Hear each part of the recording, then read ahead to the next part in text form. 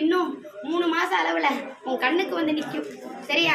நீ யாரை நினைச்சு இந்த இடத்துல வந்து நிக்கிறியோ, அது எந்த பொருளை நினைச்சு இந்த இடத்துல நிக்கிறியோ அந்த பொருள் உன் கைக்கு வரும். சரியா? உன் குடும்பத்துல நிறைய சோதனை ஏற்றி வந்த, ஓஹோன்னு வளர்ந்து கொடுத்த, இப்ப எல்லாமே அடிமட்ட நேரத்துல நின்றுச்சு. சரியா? நீ போற இடமெல்லாம் உனக்கு ஒன்னா நின்ன நேரத்துல இப்ப போற இடத்துல எல்லாம் தடங்களை கொடுத்து வருதுப்பா. உன் கூட பழகுற பழக்க வழக்கத்துல 2 பேரும் சரியில்லைப்பா.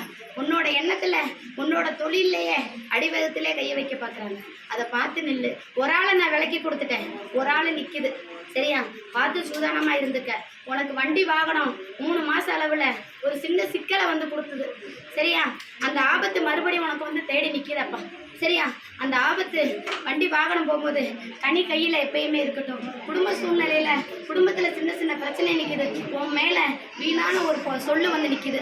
சரியா? அந்த சொல்லை நான் சுத்தப்படுத்தி கொடுக்குறேன். சரியா? 9 நாளைக்கு நீ எந்த இடத்துல நான் அமைஞ்சுட்டு இருந்தாலும் அந்த இடத்துல நீ போய் ஒரு கனி வாங்கிட்டு போக உனக்கு நான் வெற்றியை கொடுக்குறேன். சரியா? அதை எடுக்கணும்னு நான் சொல்லியிருந்தேன். சரியா? இது வச்சிருந்தது உன்னோட வழியிலன்னு நான் சொன்னேன். சரியா? அதை எடுத்தா எல்லா பிரச்சனையும் சீட்டு. வச்சது யாருன்னு நீ இந்த இடத்துல நிற்கிற. சரியா? நீ ஆகாத பகை உன்னை 5 வருஷத்துக்கு முன்னாடி உனக்கு எட்டி வந்துச்சு. சரியா? ஆகாத பகை. அந்த நேரத்தில் நீ மண்ணுக்கு மனைக்கும் அந்த இடத்துல நின்ன. சரியா?